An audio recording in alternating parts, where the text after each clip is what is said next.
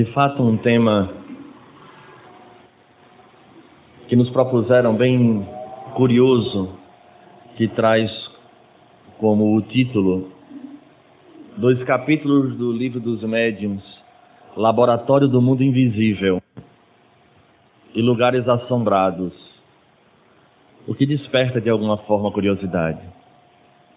No entanto, as amarras da ignorância são verdadeiramente aquelas que nos prendem a situações e de crenças a quimeras ou a determinados processos históricos, muitos mitos, que nos dão como consequência medo, principalmente daquilo que é novo.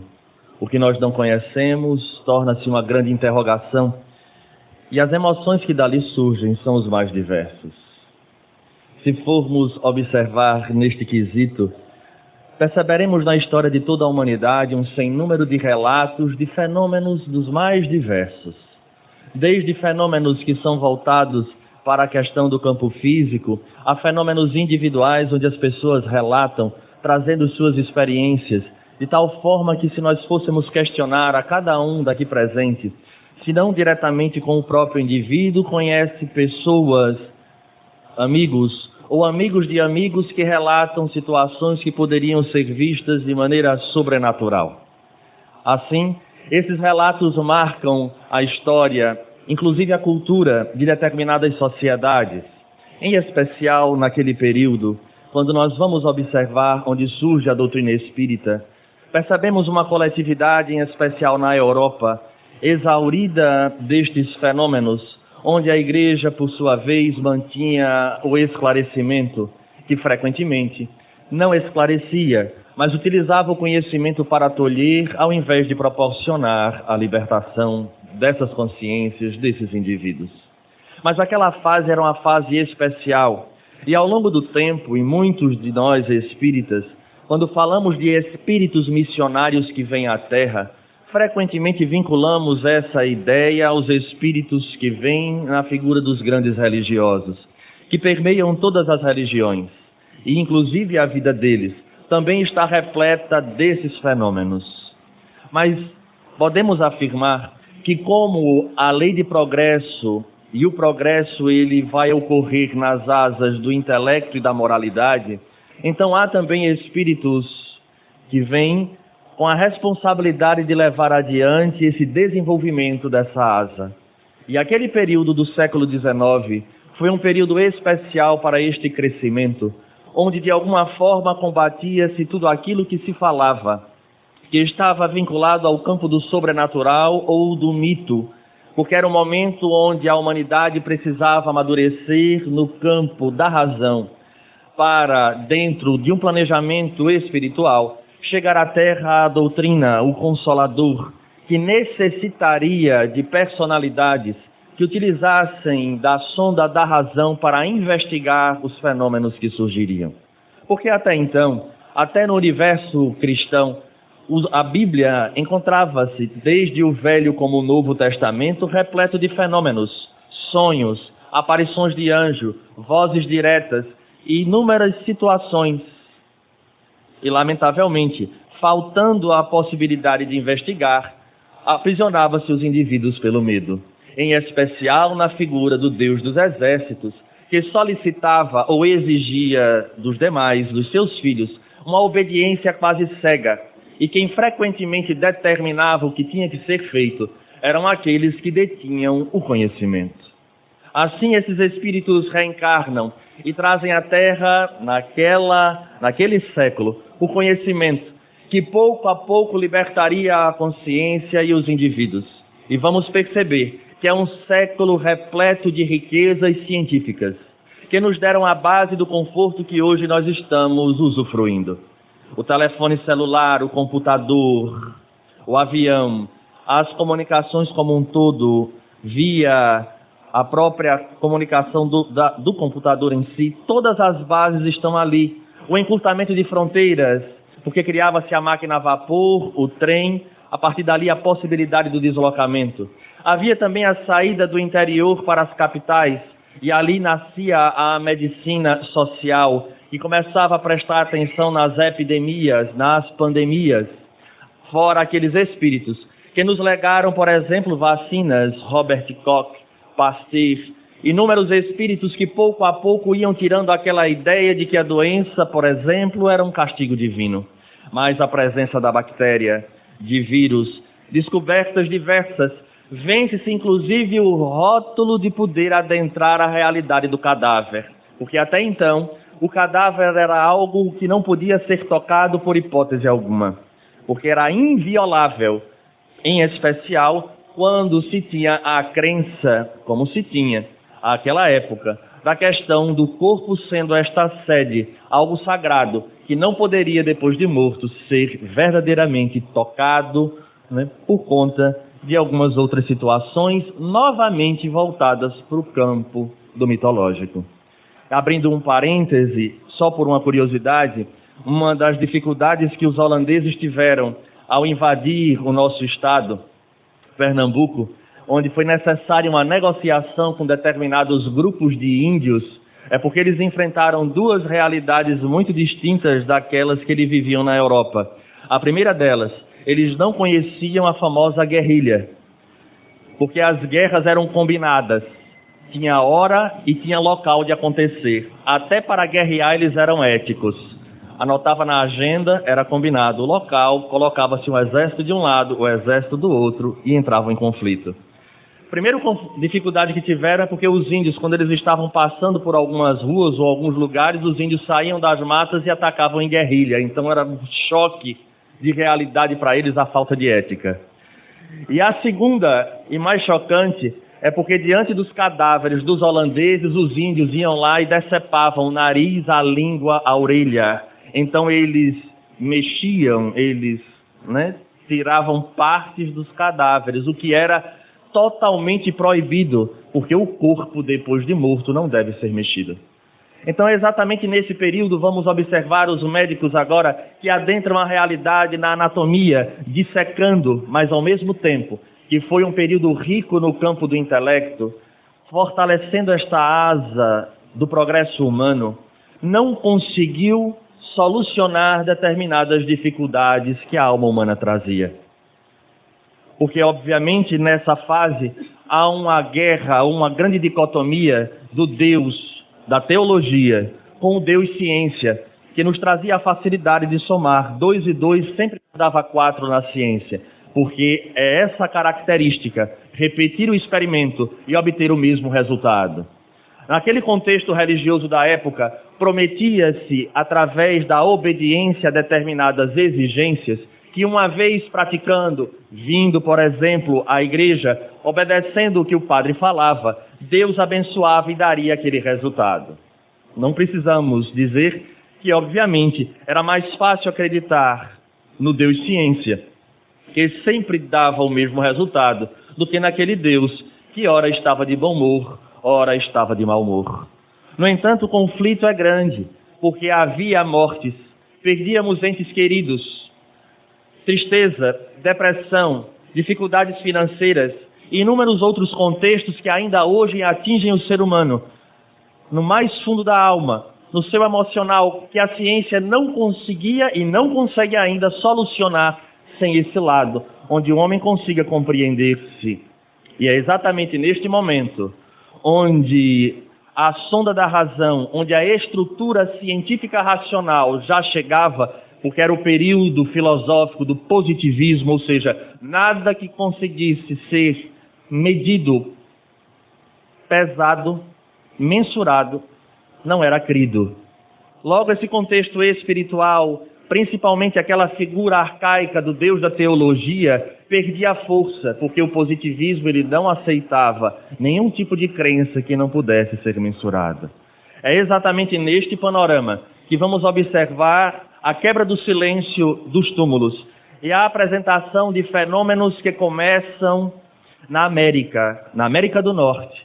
São levados à Inglaterra, da Inglaterra atravessam e chegam à Europa e se espalham por todo o mundo, conhecido a priori como os fenômenos das mesas girantes, que a maioria dos espíritas estão exauridos de escutar, mas há detalhes no relato de Allan Kardec que vale a pena nós voltarmos um pouco, porque nos embasará ao laboratório do mundo invisível. São frases que às vezes passam desapercebidas, mas que seria importante nós estarmos ali presos.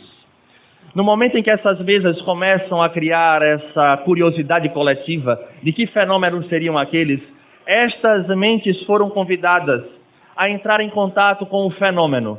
E, obviamente, como era o período do estudo da eletricidade, do eletromagnetismo e de inúmeras outras características e capítulos da ciência que ganhavam corpo naquele período, começava-se a criar teorias para explicar.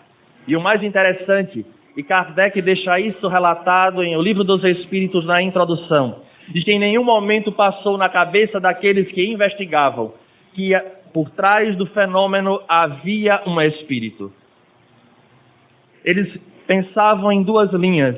A primeira, uma linha fisiológica, de que era algo nos próprios indivíduos que ali estavam que produziam aquele fenômeno. No segundo momento, eles pensam na força magnética ou na eletricidade, algo similar a isso que produzisse aquilo que eles enxergavam. Porque ora eram movimentos calmos, ora eram movimentos rompantes, batidas calmas, repetidas. Elas não obedeciam a uma sequência. E a partir do momento em que houve um combinado entre aquela força que eles não sabiam, do número de batidas estar relacionado com um sim e o número de batidas relacionado com um não, diante de alguns questionamentos havia resposta sim e não.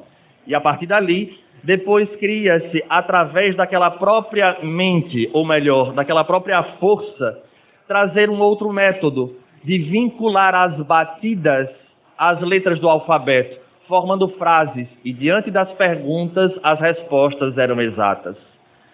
Ainda refletindo na teoria, é exatamente neste momento em que aquela força apresenta-se e diz ser um espírito. Apresenta o seu nome, conta a sua história, e foi surpresa para todos que estavam ali, porque em nenhum momento havia sido levantada esta hipótese. A priori é algo simples, mas ele nos trará consequências diversas. Porque a partir dali inicia uma história em que Allan Kardec mostra no seu Pentateuco, em que ele organiza a informação dos espíritos, e ele vai mostrando o caminho que ele percorre nessa nova descoberta, nesse levantar do véu, onde um horizonte se ampliava. Então quer dizer que há espíritos.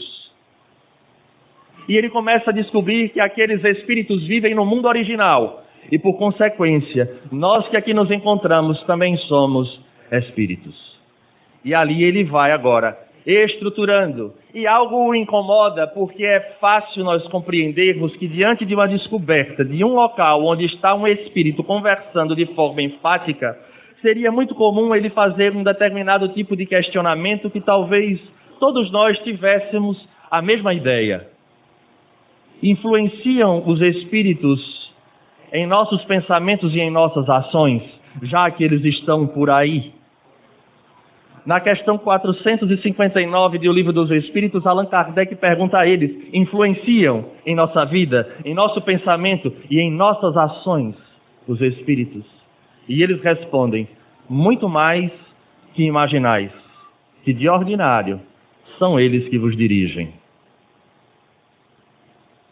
Então nós estamos sofrendo a influência direta dos espíritos. A questão é a entrega do nosso móvel celular na mão de que espírito? A responsabilidade agora passa a ser nossa, porque cria-se agora o entendimento do fenômeno sintonia, como uma estação de rádio, onde através dos meus pensamentos e ações, espíritos afins irão utilizar-se, aproximar-se. Como nós estamos na Terra, temos os grupos dos nossos amigos. Aqueles que nós convivemos frequentemente são aqueles que partilham do mesmo ideal, do mesmo pensamento, pelo menos do mesmo patamar cultural, intelectual, facilitando o convívio. Assim acontece nesse contexto da espiritualidade. Então, voltando para a história e essas inúmeras situações de relatos sobre fenômenos, há uma maneira em que estes ditos espíritos entram em contato conosco com mais facilidade. através do sonho. O sonho é o mecanismo mais fácil para que eles se apresentem, para que conversem, para que nos lembrem de determinados conteúdos, nos deem determinados alertas. Mais tarde, porque neste período Freud tinha em torno de 5 e 6 anos de idade, só mais adiante teríamos a interpretação dos sonhos, que é uma obra trazida por Freud, onde ele fala parte dessa realidade, que são lembranças que estão guardadas, pulsões que foram reprimidas, que voltam no seu período do sono, mas um ao outro lado, em que aparecem figuras para nós vestidas frequentemente da forma que nós a conhecíamos. Tem pessoas que nós amamos muito e que já voltaram à pátria espiritual e temos um determinado sonho e percebemos que ele continua com um terno, com um óculos, com uma caneta. Algo que o identifique. E cria-se, obviamente, a curiosidade. Será que realmente ele está de óculos e ele precisa ainda usar óculos? Ou apresenta-se, às vezes, numa muleta. Será que até em espírito ele ainda está com muleta? E Allan Kardec, observando estas situações, de relatos inúmeros naquela época, ele que era um pesquisador e trazia esta doutrina, sabendo que o fenômeno já se repetia pela história, deveria investigar para colocar à disposição daqueles que quisessem conhecer a razão, ou a causa, ou a origem desses espíritos que apresentam determinados objetos. Há sonhos extraordinários que entram para a história, do qual chamamos a atenção apenas de um deles, que todos nós já ouvimos falar em Dante Alighieri, num livro conhecido como A Divina Comédia. A Divina Comédia ela é dividida em 3 partes: o inferno, o purgatório e o paraíso. Sabemos que estas 2 primeiras partes, o inferno e o purgatório, é quando Dante, em sonho, desdobra, se encontra com o poeta clássico Virgílio e vai passear por essas regiões e traz a figura do inferno, naquele inferno mitológico que nós conhecemos. E aí você vai dizer, Alisson, nós, você está dizendo nós espíritas?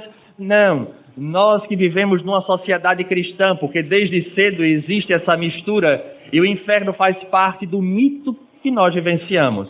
Não esquecendo que somos espíritos imortais e vivemos o processo da reencarnação. Durante quantas existências não acreditamos no inferno? Então está marcado, é algo que está no nosso inconsciente. E Dante, então, faz essa primeira parte, essas 2 primeiras partes da sua obra, o inferno e o purgatório, onde ele passeia com Virgílio. Antes de ser publicada a 3ª parte, o paraíso, Dante desencarna. E a população, aqueles que estavam na espera da conclusão do ciclo, começa a cobrar dos seus filhos que fosse publicada a 3ª parte.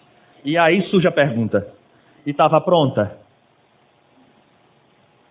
Jacopo, que era o filho, começa a procurar na casa alguma papelada que apresentasse a conclusão da Divina Comédia. Procura todos os lugares, já não morava no mesmo local, porque a casa de Dante Alighieri já estava fechada. Voltava à casa do pai, procurava e nada de resultado. Certa feita, dormindo, tem um sonho, onde ele relata ser um sonho extremamente real. Apresenta-se para ele a figura do seu pai, Dante Alighieri, vestido com uma roupa larga, branca, como uma túnica, e ali ele trava um diálogo, falando de assuntos diversos, e durante essa conversa, Jacopo lembra de perguntar ao pai sobre a obra, sobre os papéis, se ele havia terminado ou não a Divina Comédia. E então Dante toma o filho pela mão, leva à sua casa, entra no seu escritório, mostra uma cortina. Por trás da cortina havia uma parede falsa e ele aponta na parede e diz: está aqui o restante da obra. Jacopo volta para o corpo assustado, Aquele acordar que a gente faz de madrugada, meu Deus, eu estava com fulano. Porque não pode. É algo tão concreto que só faltou eu abraçar. Ele imediatamente corre em direção à casa de Giardini, que era advogado, muito amigo de Dante Alighieri. Na madrugada mesmo. Bate à porta de Giardini, advogado, diz: acabei de ter um sonho. E o sonho dizia, e ele relatava: neste instante não esperaram. Foram em direção à casa de Dante, adentraram a casa, encontraram a cortina, afastaram a cortina. Havia uma parede falsa, e dentro dessa parede, numa caixa, vários papéis que já estavam com mofo. Tiveram o trabalho de remover o mofo, e ao ler o que estava escrito, fechava-se a Divina Comédia. Então, inúmeros são esses sonhos que nós temos, que na verdade é esse contato com o mundo espiritual. E, obviamente, Allan Kardec, que trazia a responsabilidade de organizar estas informações, curioso como ele era, e tinha que ser, porque quem lê o Livro dos Espíritos percebe que é só pergunta e resposta, pergunta e resposta, pergunta e resposta. Então ele era curioso, e tinha que ser. Ele nos traz, na segunda parte do Livro dos Médiuns, livro este que é a base, que é exatamente um manual de instrução para todos aqueles que querem conhecer essa possibilidade de comunicação com o mundo espiritual. Não há nada de místico, como nada na doutrina espírita é místico. Pelo contrário, apela à razão e nos traz informações, inclusive da própria fisiologia, nos mostrando que há situações que são do próprio corpo e que nada tem a ver com comunicações com os espíritos. E nesse capítulo, na segunda parte, no capítulo 8, tem como tema o laboratório do mundo invisível. E como é que esses espíritos se apresentam, trazendo objetos tão reais. E, obviamente, ele inicia o capítulo falando das teorias que se levantava. Será que existe, tipo, uma réplica do mesmo jeito na cabeça dele? Que existe uma réplica nossa no mundo espiritual, poderia haver uma réplica dos objetos também no mundo espiritual? E por conta disso eles conseguem manipular e trazer o objeto? Será que esses objetos são reais? E ele começa a fazer vários questionamentos ao espírito de São Luís. E a partir dali, com as respostas, fica claro o entendimento de onde advém esses objetos, não só, inclusive a vestimenta que os espíritos se apresentam frequentemente. E de fato, confesso, eu estava pensando, estudando para... Eu disse, todo mundo que relata ter visto o espírito, todo espírito está vestido. Não conheço alguém que relate espírito nu. Até quando é um bebê que é apresentado, ele vem envolto num paninho, ele vem... É interessante. Eu digo, mas rapaz, a fábrica lá não para, né? Porque o negócio funciona. E aí Allan Kardec nos traz, nesse item 129, no capítulo 8 da segunda parte do Livro dos Médiuns, diz ele: o espírito atua sobre a matéria. O espírito atua sobre a matéria. Da matéria cósmica universal, tira os elementos necessários para formar, como bem entenda, objetos que tenham a aparência dos diversos corpos existentes na Terra. Pode igualmente, pela ação da sua vontade, operar sobre a matéria elementar uma transformação íntima que lhe confira determinadas propriedades. Esta faculdade é inerente à natureza do espírito. Gravemos essa informação, porque ela é fundamental para a continuidade do nosso estudo. Essa faculdade é inerente à natureza do espírito, que muitas vezes a exerce de modo instintivo, quando necessário, sem nada perceber. Os objetos que o espírito forma têm existência temporária, subordinada à sua vontade ou a uma necessidade qualquer de sua parte. Pode fazê-lo e desfazê-los à vontade.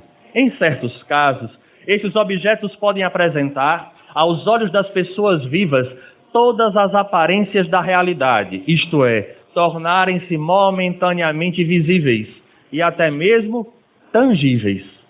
Há formação e não criação, já que do nada o Espírito não pode tirar coisa alguma. Se nós pararmos para raciocinar de forma rápida, nesse exato momento que falamos, essa ambiência que está aqui tem vapores. Vapor d'água, inclusive. Alguém está percebendo algum vapor d'água? Mas se nós tivéssemos aqui um instrumento que condensasse isso aqui, a água apareceria para nós em forma líquida. Então existe uma matéria cósmica tal qual estamos, ou nós sabemos da existência do vapor. E este Espírito, utilizando da sua vontade. É importante esse item, porque esse item nos levará ao desdobramento do laboratório do mundo invisível. Porque a gente não vai ficar só nos sonhos, não, nem nessas aparições. Tem resultados muito mais objetivos e incisivos sobre a nossa vida, em especial como espíritas.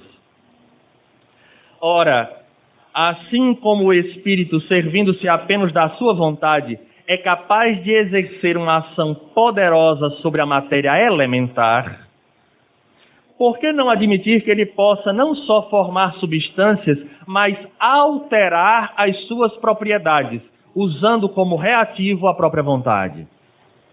Se ele cria, ou melhor, se ele transforma, o que é que impede de ele mudar propriedades de determinadas matérias? Se ele tem essa condição de manipular, daqui a pouquinho, quando com muita paciência todos nós vencermos a palestra, haverá um grupo de pessoas que estarão aí sentadas esperando a segunda etapa da nossa tarde de hoje, para receber o passe, que começa daqui a pouco.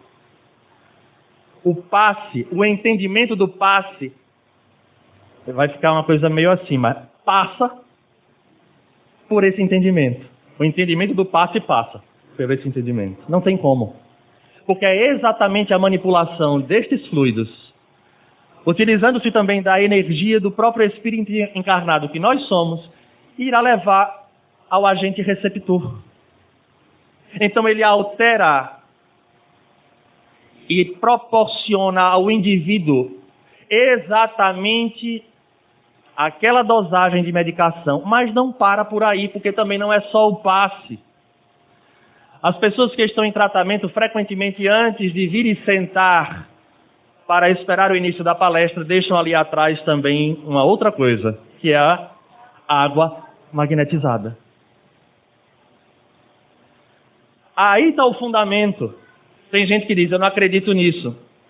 Bem, basta agora compreender que se os espíritos aparecem através dessa manipulação, eles se vestem, trazem objetos e mudam a propriedade, inclusive Allan Kardec faz umas perguntas bem interessantes, que eu não vou falar aqui, a resposta, para que tenha curiosidade. Porque ele pergunta, seria possível, por exemplo, um espírito manipular esses fluidos e formar um alimento de tal forma que saciasse a fome do indivíduo? Poderia ele fazer na água uma solução médica que pudesse sanar o problema? Tudo isso ele pergunta. E diante da resposta, Kardec pergunta, então ele poderia também fazer uma solução que fosse venenosa? Essa eu vou responder, porque tem gente que não vai ver no livro e depois vai dizer que nós espíritas estamos falando que os espíritos produzem isso. Mas o Espírito São Luís diz, poder ele poderia, mas lhe é proibido. Porque existe uma lei, e essa lei divina não tem espírito que consiga romper. Então a água magnetizada, o passe, o fundamento deles está aqui. Inclusive, o próximo item dentro do capítulo Laboratório do Mundo Invisível é a ação magnética curadora. Mostrando então a origem desse fluido, desse material cósmico, onde os espíritos que ali trabalham manipulam, modificam de forma pessoal para o que o indivíduo precisa. E o elemento que mais vai fazer a diferença como nós lemos, é uma palavra pequena e que nós às vezes deixamos muito de lado, que se chama vontade. Vontade. E aí nós ficamos tranquilos nesse primeiro momento. Olha que coisa bacana, entendi o passe, entendi a água magnetizada, minha responsabilidade é zero. E aí vem a grande surpresa. Porque como a doutrina de consciência, e ela mostra a realidade para o indivíduo, uma vez conhecendo, poder optar de forma racional, há uma informação trazida com essa descoberta que nos leva a refletir diante de muitas situações. A primeira delas, e eu gostaria de lembrar, é porque normalmente nós somos pegos em um tipo de pensamento equivocado. Nós e eles, os espíritos. Os espíritos têm a condição e a possibilidade de manipular, de gerar um campo energético que atue ou que atinja a nós encarnados. Eu queria dar uma notícia. Estão a maioria sentado. Daqui a pouco, eles, os espíritos, seremos nós. Ninguém escapa. Vamos deixar o corpinho e voltar para o plano espiritual.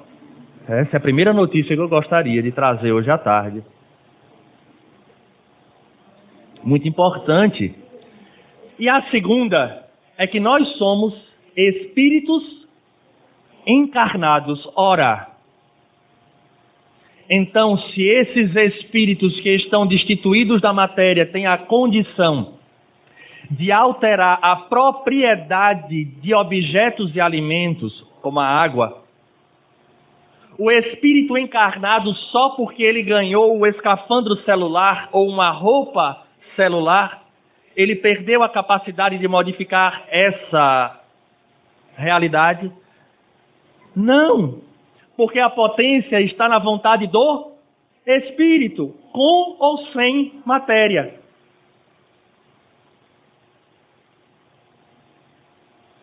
Isso implica de uma responsabilidade para nós imensa. E, obviamente, quando determinados assuntos eles são meio nevrálgicos, eu prefiro que os espíritos falem.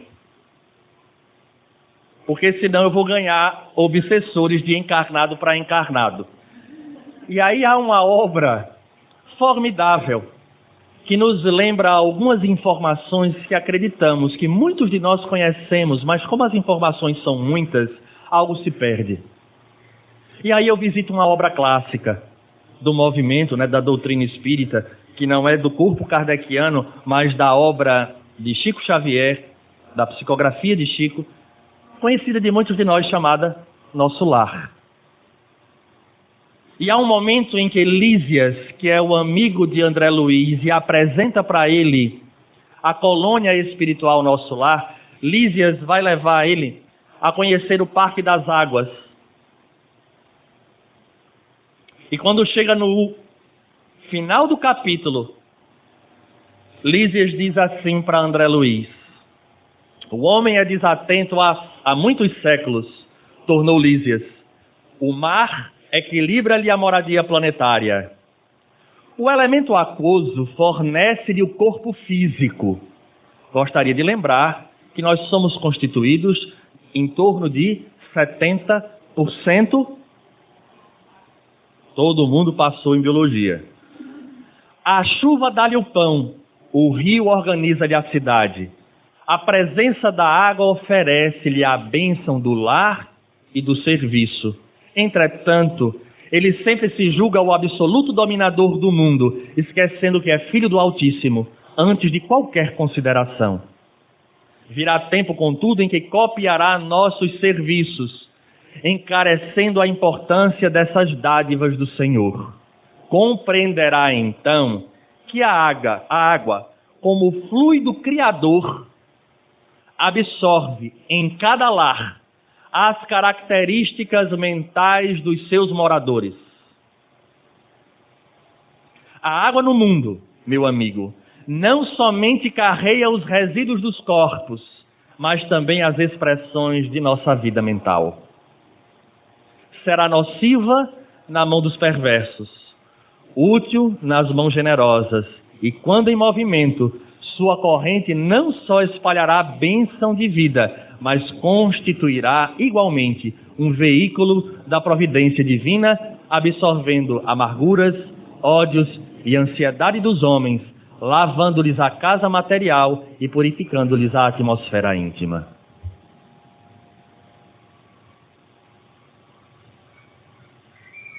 O lar, então, a água do lar absorve essa qualidade mental dos moradores daquela residência. Uma residência repleta de conflitos, brigas, confusão. A água absorve. E na hora em que você bebe, qual é o resultado?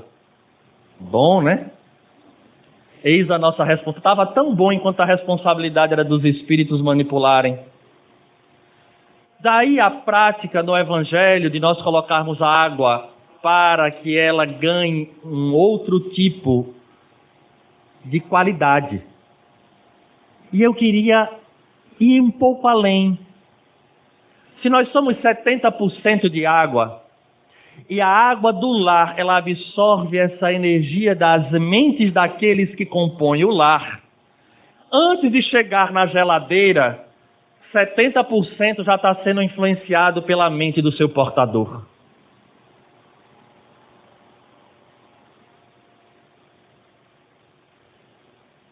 Aí entra a água magnetizada no tratamento, que tem o papel de modificar, de jogar agora na intimidade do corpo uma água que vem com a vibração diferente daquela que o indivíduo. Aí nas orientações diz assim, é união pública, leituras edificantes. Agora tudo faz sentido. Porque na hora em que eu leio algo edificante, minha mente se eleva, a minha vibração é outra, a água, os 70% que compõem o meu corpo, encontra-se num padrão vibratório completamente diferenciado. Eis a nossa grande responsabilidade. Mas para não perder e ficar só na água, porque alguém pode ter a ideia de dizer assim, a partir de hoje, então eu não bebo mais água, só magnetizada.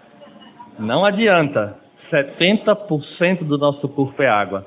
Mas André Luiz vai adiante, e no capítulo 19, que tem como título A Jovem Desencarnada, vamos receber uma outra informação muito importante para a gente refletir sobre nossa família, sobre o momento dos nossos encontros em casa.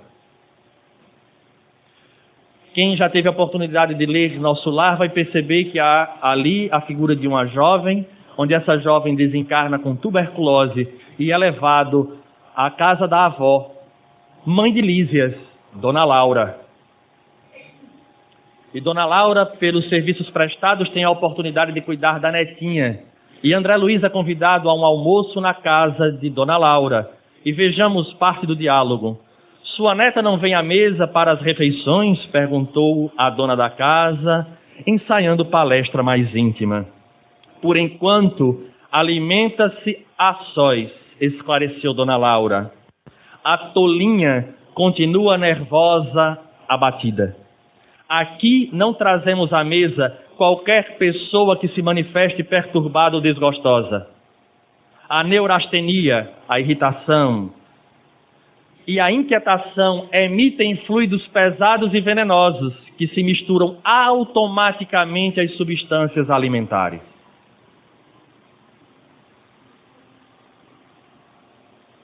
Automaticamente às substâncias alimentares. Façamos nós agora uma reflexão. Deve ter tido gente que leu ali o tema da palestra dos rapazes, Laboratório do Mundo Invisível. Que danado que vai se falar. Deve ser assim a maior viagem da doutrina espírita. Nada na doutrina espírita está destituído de um fundo moral. Lembro imediatamente de quando Jesus diz a Simão Pedro, naquele momento bem emblemático, Pedro, embainha a tua espada, porque quem matar por ela, perecerá por ela. As pessoas ficam agarradas ao momento da espada e esquecem que quem executa não é a espada, é o portador dela.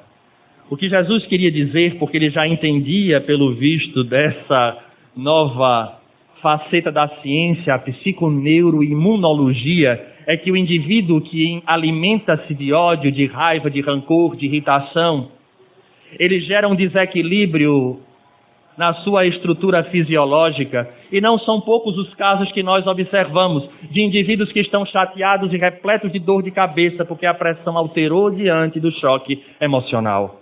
A taquicardia pela descarga de adrenalina, e se porventura houver um pouquinho só de obliteração de uma artéria, dependendo dessa artéria no coração, o indivíduo sofre o famoso infarto fulminante.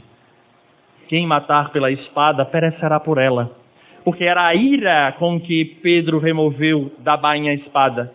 O que iria matar ele não era a espada, era a raiva. E a doutrina espírita, a seu tempo, nos trazendo num capítulo pitoresco, porque realmente é um nome bem interessante, essa questão do entendimento de uma forma clara de que nós somos este todo, e que se o espírito é o ser pensante e emocional, o organismo vai sofrer todas as repercussões deste espírito. E como ele, em essência, é espírito, ele também gera manipulações. E eu repito, não sei se ficaram atentos, mas no texto, Allan Kardec diz, construções conscientes e inconscientes. Então nós vamos gerando, e às vezes a gente chega do lado de pessoas que dizem, meu Deus, o cara tem uma carga, está pesado, porque eu chego a sair passando mal. Imagina a célula do corpo sendo bombardeado por esse tipo de pensamento. Daí porque a terapêutica de Jesus e a terapêutica espírita não é outra senão amar, no seu sentido mais amplo, um amor ético, um amor vertical, não amor homem-mulher, que muitas vezes representa ainda determinadas características inferiores como de posse, o que nos abre a entrada no capítulo seguinte dos lugares assombrados, onde trazemos em nossa mente inúmeras marcas de um passado de lugares assombrados. E é tão real que eu faço um teste aqui, eu tenho certeza que quase 100% acerta. Qual é a melhor hora para os espíritos aparecerem? Meia-noite. Todo mundo sabe. Está marcado em nosso inconsciente, faz parte do contexto social, né, da nossa cultura. Agora, eu me pergunto quantos ficaram até meia-noite ali tomando conta para ver se aparecia. Agora a história do Papai Noel, que toda criança passa pela fase de querer aguardar Papai Noel chegar. E frequentemente dorme, quando acorda está lá o presente. Então o tal do Papai Noel vence a gente no sono. E assim acontece com essa ideia de que os lugares assombrados frequentemente são lugares ermos, onde não apresenta pessoas. E aí o livro dos médiuns diz assim, espíritos gostam de local onde há pessoas, tirando aqueles que verdadeiramente, realmente gostam de se isolar, mas de fato eles estão onde estão todo mundo. Eu gosto daqueles que vêm à casa espírita pela primeira vez, esperando que saia. Como ele não conseguiu enxergar ainda, deve estar no aguardo de sair de uma dessas duas portas um espírito. Não vai. Pelo menos não que possa ser visto. Porque eles permeiam o mundo. Porque o mundo original é dos espíritos. Nós é que estamos numa fase. Em mais uma fase. Então, quando Allan Kardec nos fala sobre os lugares assombrados, eles nos chamam a atenção para nós, para a nossa realidade, desse contexto do nosso amor. Amor a coisas e amor a pessoas, que quando adoece ou não é amadurecido o suficiente, torna-se uma faceta péssima ou uma faceta, como eu diria, extremamente negativa do amor extremamente infantil, que é o egoísmo. Então a casa é minha, a cadeira é minha, o telefone é meu, o carro é meu, o corpo é meu. Então há pessoas que não conseguem se desvencilhar desta falsa ideia. E quando chega do lado de lá, continua com a mesma sensação, porque é minha, é meu. É bom nós estarmos pensando frequentemente na morte para viver melhor a vida. Porque quanto mais eu penso nela, mais me faz lembrar que às vezes há discussões, há questões tolas do cotidiano, que no fundo não vai valer absolutamente nada. E aí eu dou sempre a dica, acordou, tem duas coisas. Tem pessoas que dormem com a sandália próxima à cama, que acorda e já bota o pé na sandália. Tem aqueles que não fazem isso, e o primeiro hábito ao se levantar é abrir a cortina. Então eu sempre dou essa dica. Levantou, botou o pé na sandália e não está a sandália pegando, é bom desconfiar. Você bota o pé e não passa. E para o outro grupo, se for para a cortina, abrir a cortina e a cortina não abrir, você passa a mão e ela não abre, é bom começar a orar, porque provavelmente você já faz parte do mundo original. E aí é a hora de nós decidirmos se nós iremos nos tornar obsessores daqueles que nós amamos ou assombrar aqueles que vão vir a comprar a casa futuramente, ou vamos dar prosseguimento à nossa caminhada evolutiva. Então, os lugares assombrados, esse capítulo, ele é muito interessante porque ele vai clareando e conscientiza o espírito encarnado de que aqueles espíritos desencarnados talvez sejam um rascunho da nossa realidade amanhã. Então, é bom cuidar agora. É bom cuidar agora. Há pessoas que nem sabem, mas são cercadas por espíritos familiares de outro tempo que não aceitam agora que aquele ente amado esteja, por exemplo, dentro da doutrina espírita, quer que ele permaneça vinculado a determinada religião. E neste processo de estar ao lado, preso ao indivíduo, agora, num fenômeno obsessivo, ele não quer o pior, mas na condição dele, o melhor é ele estar vivenciando outro conteúdo religioso. E aí nós temos que explicar. E aí a gente diz, meu Deus, que absurdo.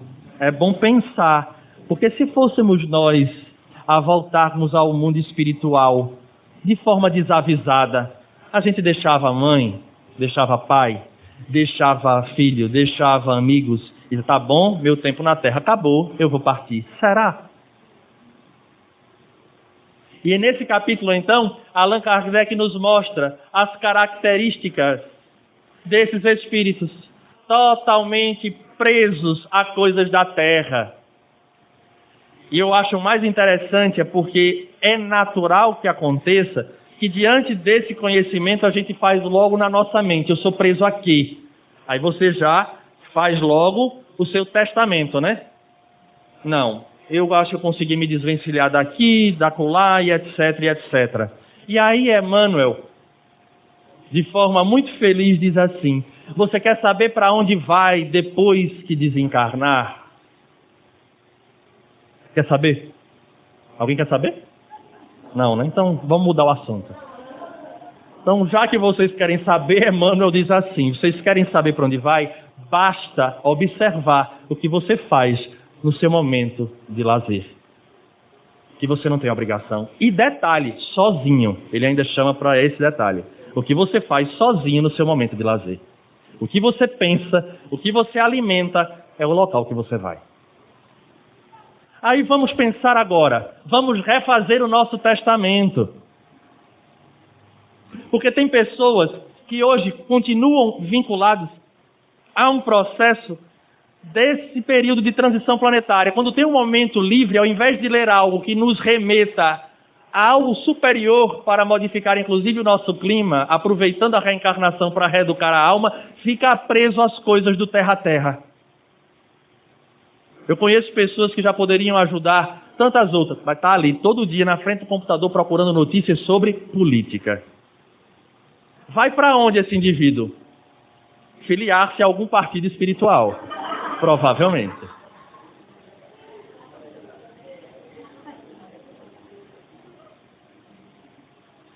Porque se nós entendêssemos, inclusive neste tema, que a questão mais importante é tornar-se um indivíduo ético, aproveitando para fazer a nossa parte na Terra, tudo modificava.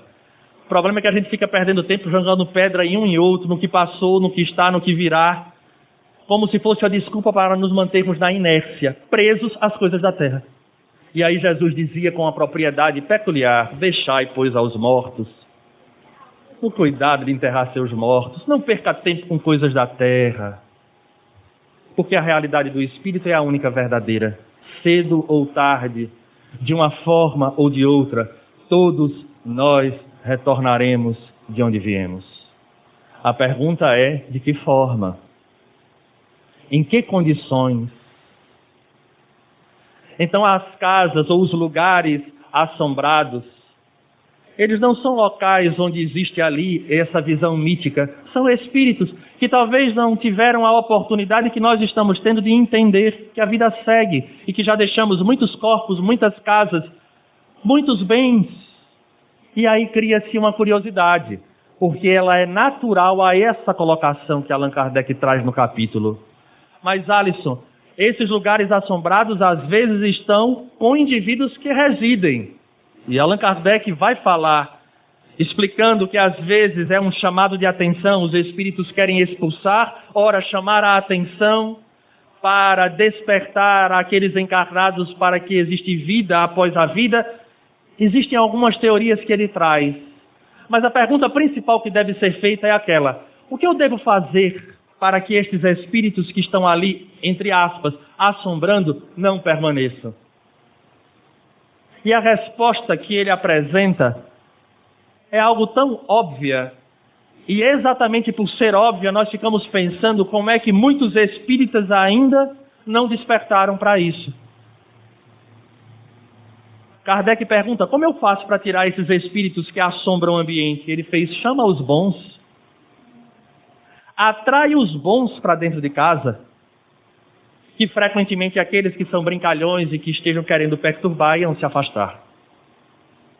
A resposta é algo tão lógica que eu tive até vergonha de ter lido depois. Eu disse: mas rapaz, tinha que saber que é algo óbvio. É óbvio. E qual o mecanismo que o espírita tem de atrair os bons? A primeira coisa, prática do Evangelho no lar. Que se a gente lembrar nas nossas orientações, está lá escrito: Evangelho no lar, diariamente em voz audível, e às vezes eles colocam prática do Evangelho no lar, acendam a luz do lar. Às vezes eu fico pensando que os espíritos eles têm que ter uma paciência que ainda a mim está distante. Porque faz a orientação, aí explica, e daqui a pouco volta, pergunta a mesma coisa, aí ele responde. Aí responde. Eu acho que eu digo: rapaz, fosse eu, é por isso que eu acho que eu jamais seria um espírito orientador. Porque eu dizer: meu amigo, lê as cartas passadas, por amor de Deus. Eu já lhe escrevi tanto. Você continua sem fazer o Evangelho no lar. Porque na hora em que a gente acende a luz, André Luiz, em suas obras, falam. Ele relata, ele descreve que os espíritos, primeiro o mentor da família já se aproxima, apresenta-se. Agora junta tudo o que nós apresentamos hoje à tarde, da questão da manipulação do fluido, e que nós somos espíritos encarnados, que depende da nossa vontade, fruto do nosso pensamento. Alimentamos a família com a presença de espíritos superiores, elevamos o pensamento, convidamos eles, prepostos do Cristo, para estar ali, relembrando a passagem de Jesus na terra e as mensagens que ele trouxe, porque é o elemento libertador que nos convida a não desembainhar, mas a embainhar a espada. É algo tão lógico a doutrina espírita, mas ao mesmo tempo eu pergunto: quanto nós somos tardos? Porque não é uma crença por crer, não é porque me obrigaram a crer, é porque é uma lógica. Se eu chamo os amigos espirituais, obviamente, onde há luz, por menor que seja, a treva não prevalece. Se nós apagássemos todas as luzes aqui e acendêssemos uma vela, provavelmente o salão inteiro conseguiríamos ver com dificuldade, mas conseguiríamos. Porque, na verdade, a escuridão, fisicamente falando, ela não existe. Para fazer um teste e alguém acha que eu estou fazendo errado, entra numa sala, acende a luz e deixa do lado de fora tudo escuro e abre uma fresta na janela para ver se a escuridão entra na luz. Porque ela não existe. A escuridão é a ausência de luz. Então, compreendendo esses mecanismos do laboratório do mundo invisível, todas aquelas ferramentas do laboratório encontram-se em nossas mãos. no nosso pensamento, na nossa vontade. Que Jesus, então, seja esse guia. O livro dos médiuns, como toda a codificação, a informação que nos tira as amarras da ignorância, fazendo com que a gente supere o medo e entre numa outra fase de vivência em nossa vida. A todos, um grande abraço. Votos sinceros de saúde e paz.